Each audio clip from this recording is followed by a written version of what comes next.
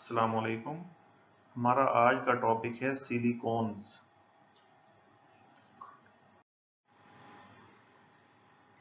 एक important topic है silicones. Silicones जो हैं वो सिलिकॉन के स्पेलिंग डिफरेंस जो है वो मद्देनजर रखिएगा। सिलिकॉन ये एलिमेंट है और सिलिकॉन्स जो हैं वो कंपाउंड है। सिलिकॉन होगा और ये इसका प्लूरल फॉर्म है सिलिकॉन्स। ये पॉलीमर्स हैं।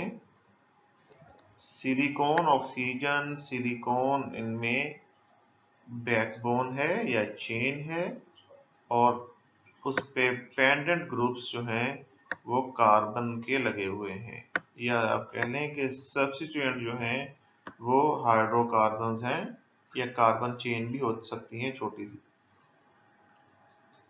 सिलिकॉन्स की डिफरेंट और फिजिकल स्टेट्स की फॉर्म में इनकी डिफरेंट फॉर्म्स हैं।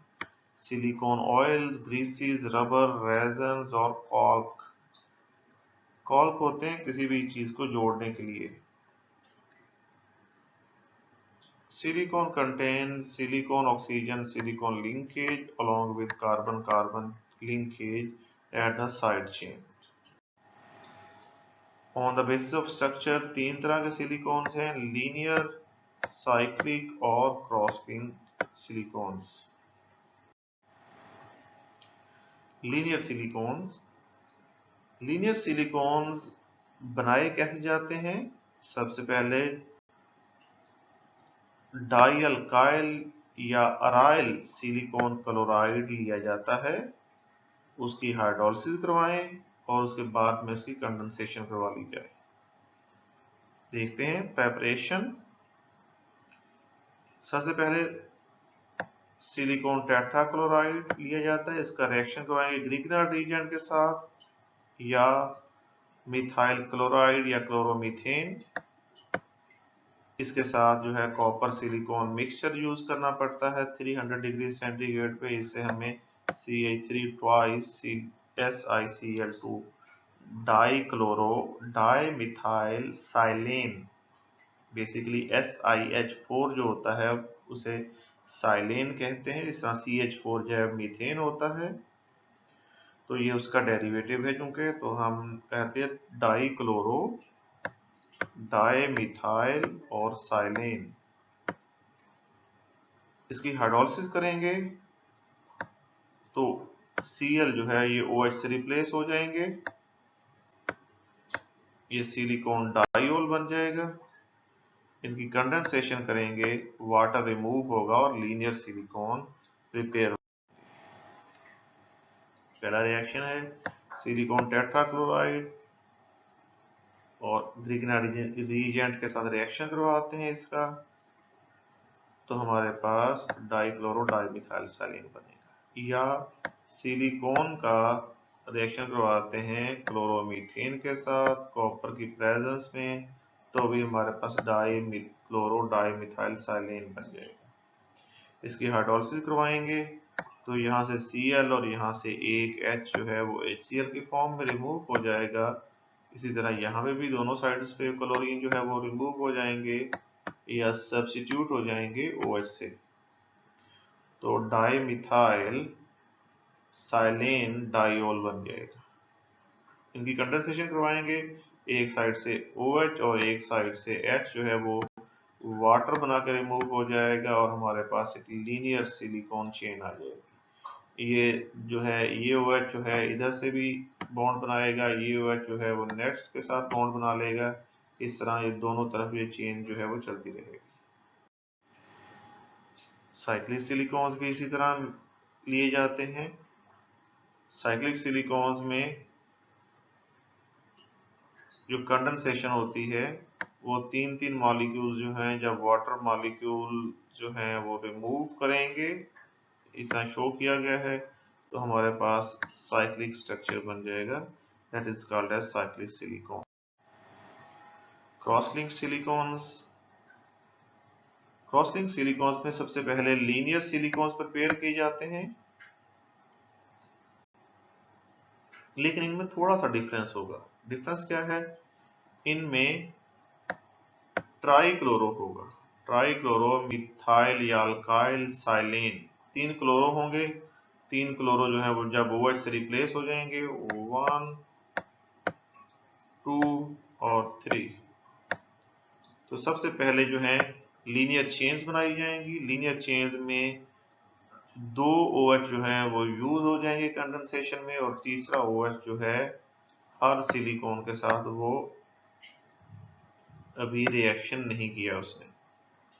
इस तरह की लीनियर चेन्स जो हैं वो 2 लीनियर चेन्स को लिया जाएगा 1 और 2, तो इनमें जो एक OH बाकी बच गया है वो कंडेंस होगा, वाटर रिमूव होगा उसमें से, तो क्रॉस लिंक बन जाएगा।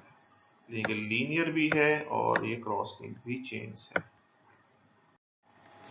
प्रॉपर्टीज क्या है? लोअर सिलिकॉन्स जो हैं वो ऑयली लिक्विड्स होते हैं, हायर या रिंग सिलिकॉन्स जो हैं वो वैक्सी रबरी सॉलिड्स होते जाएंगे।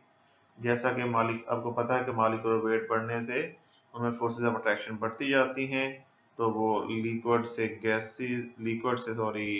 ऑयली लिक्विड्स और रबरी सॉलिड्स और सॉलिड्स में कन्वर्ट होते जाते हैं। हीट और केमिकल रिएजेंट के अगेंस्ट जो बहुत ज़्यादा स्टेबल हैं, इन्हीं की वजह से इसकी बहुत ज़्यादा एप्लीकेशन है जो हम आगे देखते हैं। स्टेबल हैं तो इसकी विस्कोसिटी पे भी कोई फर्क नहीं पड़ता टेम्परेचर कम या ज़्यादा करने से। सिलिकॉन ऑयल जो हैं वो भी स्टेबल हैं तो नॉन वॉलेटाइल हैं, और इंटरेस्टिंगली ये वाटर रिपेलेंट हैं। हाई टेम्परेचर जो है वो बर्दाश्त कर सकते हैं, लो टेम्परेचर पे फ्रीज नहीं होते, हाई टेम्परेचर पे एवेपोरेट नहीं होते, और हाई टेम्परेचर के अलावा सनलाइट और केमिकल से भी ये इनर्ट है।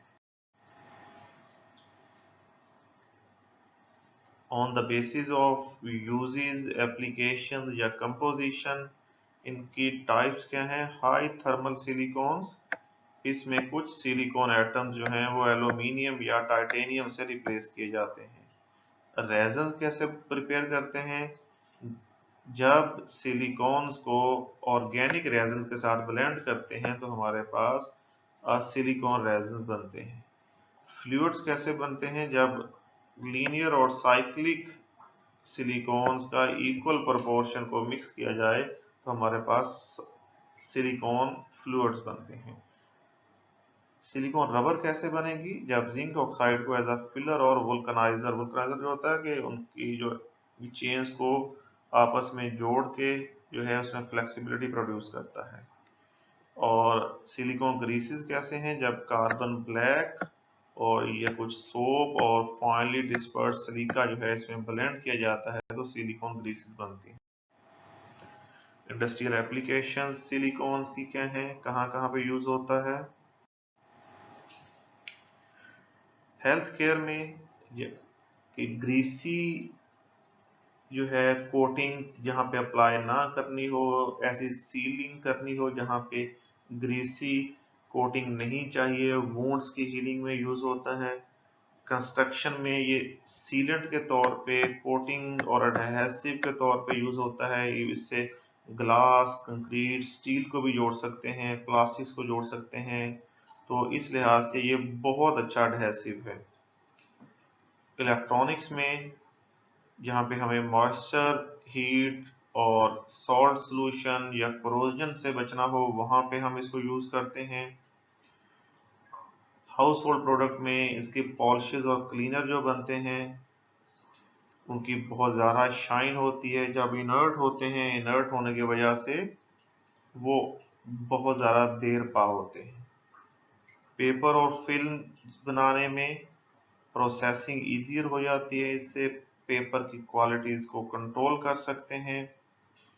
पेंट और कोटिंग में इनकी एडहेशन बहुत ज़्यादा होती है, यानी कि स्टिक करने की पावर बहुत ज़्यादा होती है, स्टेन्स इन पे नहीं लगते, केमिकल और वेदर का असर नहीं होता, और इसलिए जो कोटिंग्स होती हैं वो अनइफेक्टेड रहती हैं, चाक से उस पे क्रैक्स नहीं पड़ते।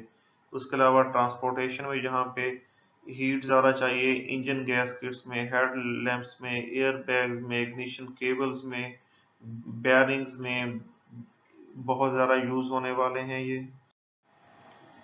पर्सनल केयर प्रोडक्ट्स में मेकअप जो है, इंडस्ट्रीज में मेकअप जो है वो लॉन्ग लास्टिंग रहेगा उस पर जब अप्लाई करते हैं। हेयर कंडीशनर और शैम्पू जिनमें होता है उनकी शाइन ज़्यादा होती है। और इसके अलावा रिस्टोरेशन में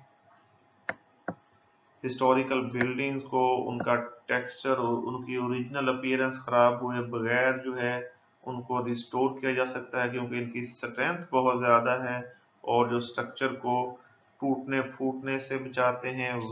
वाटर रिपेलेंट हैं, इसलिए जो है स्टेनिंग वगैरह के चांसेस बहुत कम होते हैं। और ये ऐसे एडहेसिव हैं जहाँ पे मूवेबल जॉइंट हो, ऐसे जॉइंट्स जोड़ना हो जहाँ पे लेकिन वो मूवेबल हो। तो सिलिकॉन रबर्स होती हैं जो कि उन्हें स्ट्रेंथ तो प्रोवाइड करते हैं लेकिन वो जॉइंट्स जो हैं वो मूवेबल रहते हैं।